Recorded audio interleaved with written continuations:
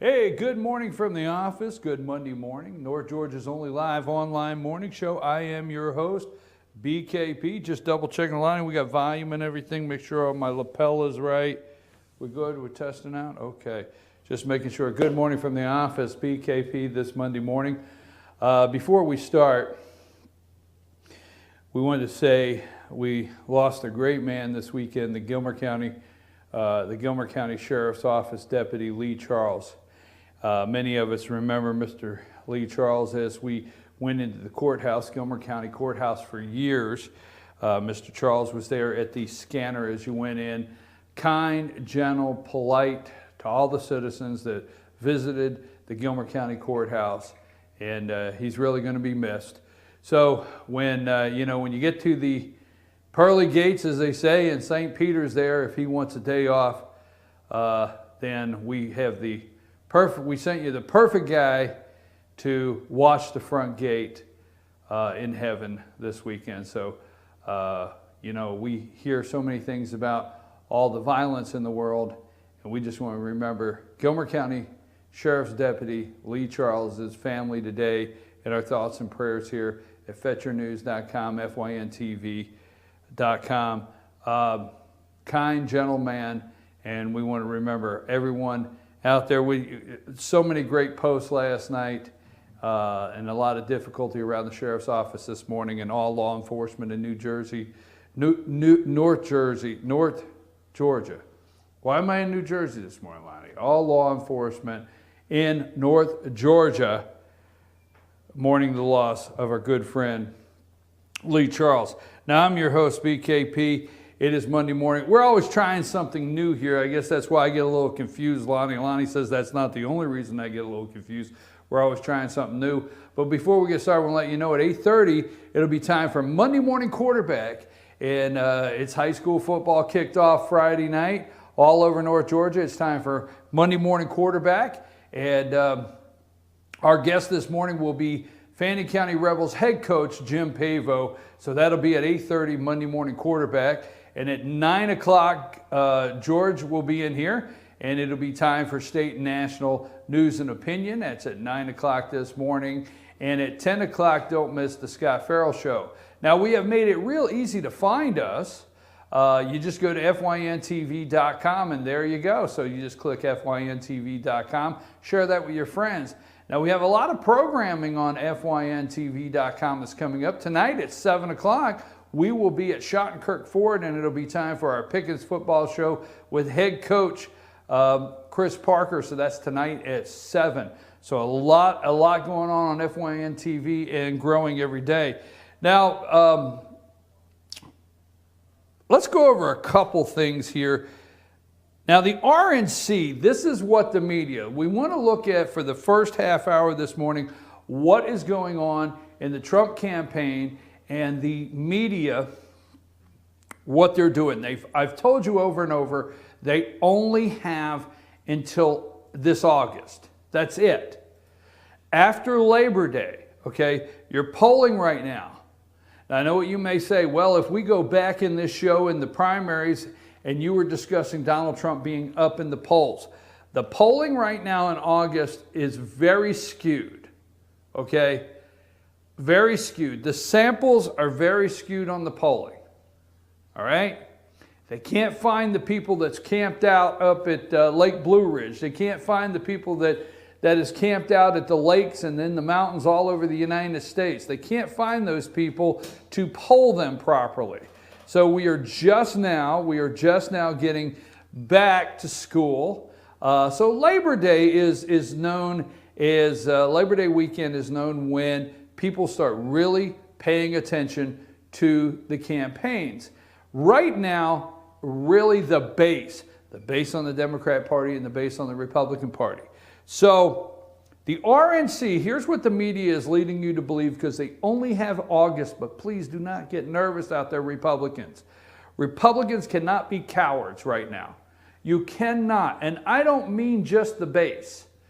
I'm talking about the Republican House of Representatives, the Senate, everyone down ticket. You cannot be a coward. You have known all along you would be running against the media. You cannot jump ship. You cannot be a coward. Now, what they want you to believe in the next couple of weeks is that the RNC has to minimize the loss. Okay, here are some of the tactics they will be using. They will tell you that the RNC has to minimize the loss, is what they're going to tell you. All right?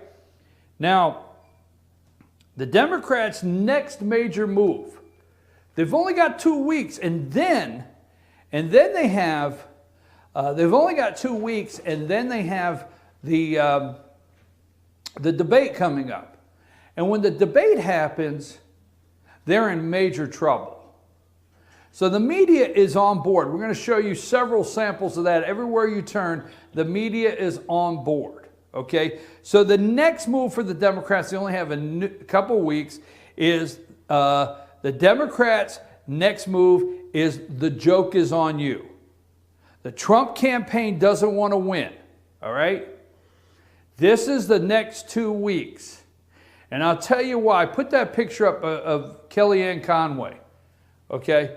This is Kellyanne Conway. Many of you know her. She is the campaign, I think, chairperson at this time. I'm not for sure 100% what. I forget exactly what her title is. So take her off the screen there. That's Kellyanne Conway. Campaign manager. Campaign manager, okay? Leave her up. Can you leave her up there? You leave her right there. Kellyanne Conway, campaign manager. Okay, what they are telling you on immigration, the Muslim ban, all of these things that Donald Trump has been saying all through the primary, that he is shifting, he's changing his position. No, he is not. He's not changing his position. Donald Trump has never, you know, Republicans are considered these heartless people. Okay, Donald Trump has never intended to be heartless to anybody. The immigration discussion this week will surround a good way, a proper way to deport illegals in this country.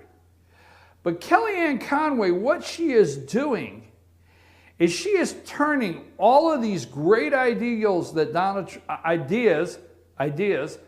Donald Trump has into great speeches. I challenge any of you to read any of the speeches. Go ahead and take that picture down. But the lie for the next couple weeks will be that the Trump campaign does not want to win. I want to challenge you, read Donald Trump's speeches. Don't listen to them. Go online and read the transcripts.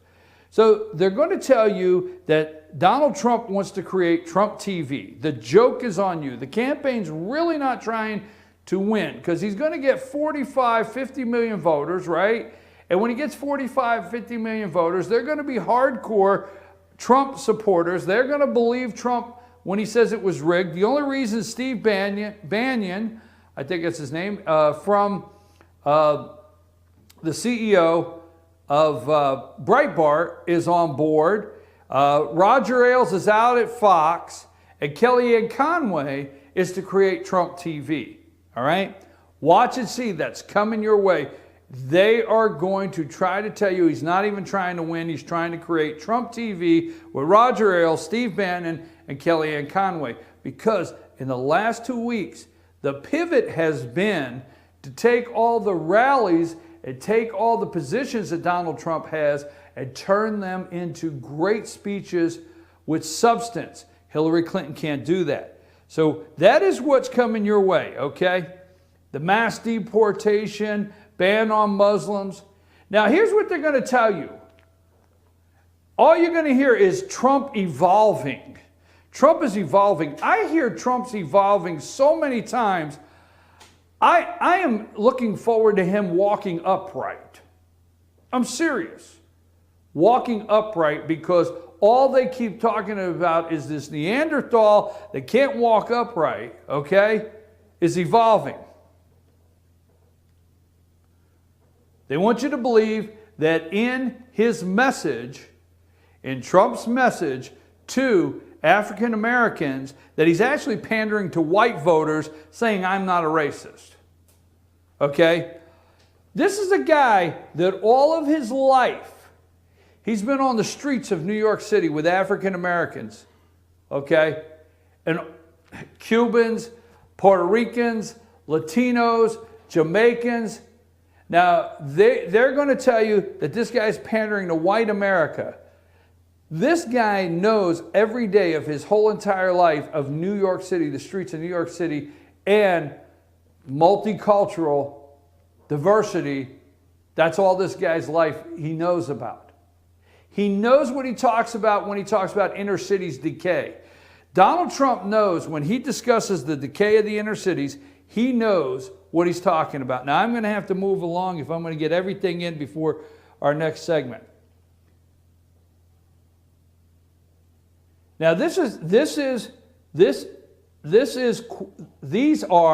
are quotes from a speech. If African American voters give Donald Trump a chance by giving me their vote, the result for them will be amazing. Look at how badly things are going under decades of Democratic leadership. Look at the schools. Look at 58% of young African Americans not working. It is time for a change. If African American voters give Donald Trump a chance to give me their vote, the result for them will be amazing. Look at how badly things are going under decades of Democratic leadership. Look at the schools. At the 58% of young African Americans not working, it's time for a change. Okay? I have said that. If you go back in this show a year ago, the African American male, black males in America, okay? First of all, Hillary Clinton is not Barack Obama. You need to understand that. Hillary Clinton is not Barack Obama. So if the black community in the inner city ever thought that Barack Obama cared for you, and we see what happened there after 8 years, okay? I'm going to be very clear with you. Hillary Clinton does not care about you. She will not sing Amazing Grace in a black church. It's not going to happen, okay? The best Hillary Clinton can do with Amazing Grace is hum a bar or two saying, well, I think I heard the song, okay? Donald Trump is serious, and you're going to be shocked at the black vote that comes out. The African American vote, as you would call it, as my good friend Derek Grayson would say, don't call me black, I've never been to Africa, but you'll be shocked at the black vote in America that's going to turn out for Donald Trump. Now, here's where I'm going to wrap up before I get to my next segment this morning. Please remember this, I will never put personal profit before national security. I will never leave our border open to appease donors and special interest groups. I will never support a trade deal that kills American jobs. I will never put special interest before national interest. I will never put a donor before a voter or a lobbyist before a citizen.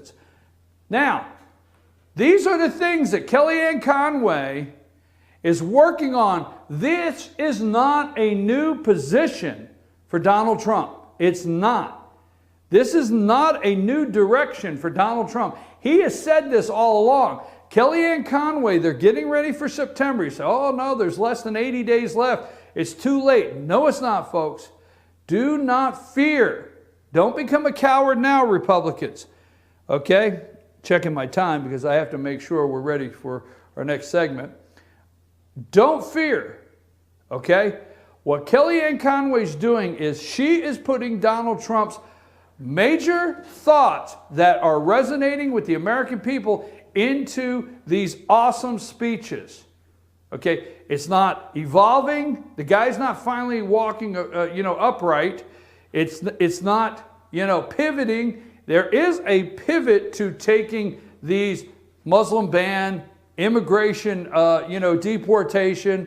There is a pivot into turning these into great speeches for the people that are showing up for the general election, okay? This could be the most amazing election that people will have to study. Kids will finally have something in college to study. Okay, who cares about the flood victims in Louisiana? Obama's playing golf, okay? Obama's playing golf. Now put up my picture over here. You got my picture of him? Okay. Now, Obama is playing golf over here, okay? Let me give you my version of what happened. He's on the golf course, and his advisor comes out, you know, his guy comes out there, Doug, we'll call him Doug, and says, Obama, president says, give me an update, okay? And guy says, Mr. President, major floods in Louisiana. He comes running out to the golf cart. Major floods in Louisiana. Obama says, give me an update. African Americans trapped on a roof? No, sir. Gun violence? No, sir. Mostly white people suffering? Yes, sir. Tell Governor John Bel Edwards, a Democrat, a fellow Democrat, I will sign a state of emergency and I'll be down after my vacation is over. Now hand me my putter. It's serious. This is him on a golf course. He's on the golf course, all right? The guy's on a golf course up there in Martha's Vineyard. All right, it's serious. Now he says, I'll sign a state of emergency. Folks, do you not understand what a state of emergency is? A state of emergency is a fund that can only be used when the signature comes from the president or the governor in some funds. That's it. You can't authorize using certain funds without a signature. So here's the answer. This is what a state of emergency is. It's not a state of emergency like we used to think. We get, oh, it's serious. The governor's enacted a state of emergency. A state of emergency means nothing more any longer than just giving money. So I'll just give them some money. Give me my putter. I'll get them some money. Leave me alone. That's it, okay? Now, Hillary Clinton, what does she do?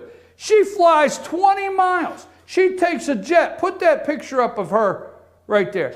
This is Hillary Clinton getting off her jet in Nantucket. This is true. This is true, folks. Nantucket.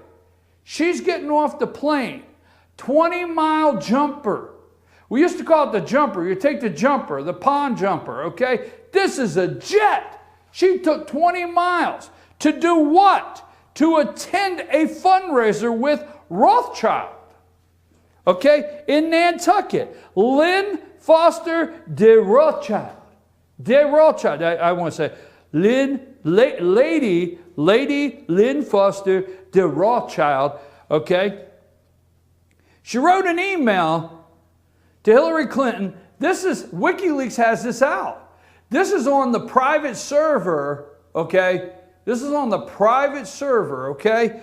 WikiLeaks has this out, April 18, 2010, which Lady Foster de Rothschild wrote an email to Hillary Clinton, love to catch up, and I remain a loyal, adoring pal. She's a loyal, there they are, there's the Rothschilds. Thanks, Lonnie, for helping me out there. Okay, which she tells Hillary, love to catch up. I remain a loyal, adoring pal. Clinton responded, let's make that happen, and signs her response, much love, H. Hill. Much love, H. Okay? On September 23rd, 2010, Clinton emailed Lynn Foster de Rothschild saying, I was trying to reach you to tell you and Teddy, gotta say it like that, Teddy, tell you and Teddy that I was asking Tony Blair to go to Israel as part of our full court press on keeping the Middle East. Why is she telling Lady Rothschild? Okay, so Hillary is in Nantucket. She's in Nantucket with the Lady Rothschild at a fundraiser for $100,000 a head. Obama's on the golf course in Martha's Vineyard, and Donald Trump and Mike Pence spent no taxpayer money, none whatsoever, zero, none. They spent no taxpayer money, and they went down to Louisiana. Here's a picture of Donald Trump handing stuff off the back of a truck to Mike Pence. Okay? They're together. They're down there. They didn't go find, you know, something the governor set up, because he's a governor. I'm not going to knock him, but he's a Democrat governor. He's not going to go down and work with them. They couldn't just go anywhere the governor had set up for a photo op. They actually had to go to a church. Guess who with? Show me another picture there. They're on the back of the truck. That's Franklin Graham. Maybe Samaritan's Purse. That's Franklin Graham. They're at a church. They're at a church, folks, with Franklin Graham and Mike Pence. And they're talking to people. Give me another one. Look at Donald Trump handing that basket of food off the back of that truck. No taxpayer expense, nothing out of the pockets. Call it a photo op all day. All right, let's call it a photo op. Looks presidential. Your president is playing golf. The other candidate, Hillary Clinton, what is she doing? She's having a fundraiser with Lady Rothschild for $100,000. What's Donald Trump and Mike Pence doing? They're handing food off the back of a truck. Now, Mike Pence, they spend Thursday caring about Americans. Caring about Americans, okay? Folks, you're running against the media. Let me get this straight. Take that picture down. You're running against the media, okay? If you're out there. The media is working so hard. This is a Democrat governor from Louisiana, and this is a CNN interview. Stay with me. It's only like a minute and a half long, but it's a very important interview. I want you to see this. Lonnie, play the video.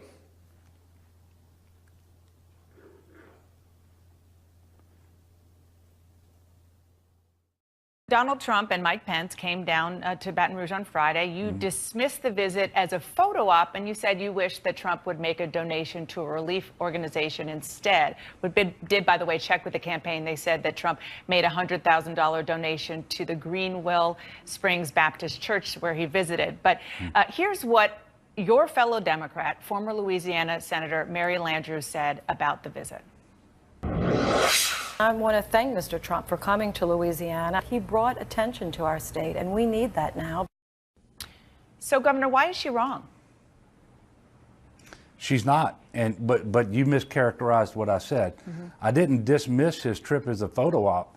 Before he came down, I said we welcome him here. We want him to be helpful, and we hope that it doesn't turn into a mere photo op. So you got the story backwards. Okay, so was he helpful? Now that it's come and gone, was he helpful? Was it a good thing that he came down? Well, I think, yeah, for the reasons that I stated earlier, because it helped to shine a spotlight on Louisiana and on the dire situation that we have here, that it was helpful. And I will tell you that I also appreciated the good phone call, the conversation that I had with Governor Pence, who was sincere and genuine when he called, and we spoke for a long time on Friday morning about their desire to be helpful. Louisiana governor said, you got it wrong. You got it wrong, Louisiana governor said. You got it wrong, CNN. It was helpful. It was helpful. Governor Pence is the governor of Indiana. He had a sincere conversation. Now, this is a Democrat governor. We have a Republican governor and a Democrat governor. He said Governor Pence was sincere in the conversation they had. He was sincerely concerned about the flood victims and the devastation in Louisiana. I think I've heard almost 60,000 homes have been destroyed, okay? 60,000 homes. He said he was sincere. He said Trump brought attention to the area. Folks, before Trump, I said Thursday, maybe Trump was there on Friday, okay? Before Trump went to Louisiana, there wasn't a lot of people. There was more people paying attention to whether a kid, these 4 Americans trashed a bathroom. Trashed a bathroom in Rio at a convenience store, and the guy lied about it and said there was a gun to his head. CNN, MSNBC, all of them, morning news, while these poor people in Louisiana, 60,000 houses flooded. Nobody was talking about it. President of the United States, Hillary Clinton, nobody. All they knew was these swimmers lied. Well, who cares? Hillary lied. Everybody lies. By the way, Colin Powell says, don't put it on my back. We're going to talk about that at 9 o'clock. We're going to talk about what Colin Powell says. Judicial Watch, judge says Hillary has to answer questions under oath. But I'm telling you right now, who was presidential? Who looks like they want to be president? Donald Trump and Mike Pence, folks. I'm your host, BKP. Good morning from the office, North Georgia's only live online morning show, where we care about the people of Louisiana. We have a flyer out there. We'll talk about it at 9 o'clock. The master gardeners in Pickens County are trying to get some stuff together. Our good friend here, Gabe Northern, he's been on the show several times, former NFL player for the Buffalo Bills and from Louisiana, played at LSU. You've met our friend Gabe Northern. He is actually going to personally take the donations down to Louisiana this week. It brought attention. Truckload after truckload is going, but not because of the president and not because of Hillary Clinton. Donald Trump and Mike Pence, and that's who wants to be president, and that's who cares about you. We come back, it'll be time for Monday Morning Quarterback and our guest, head coach Jim Pavo. Lonnie, take us a break.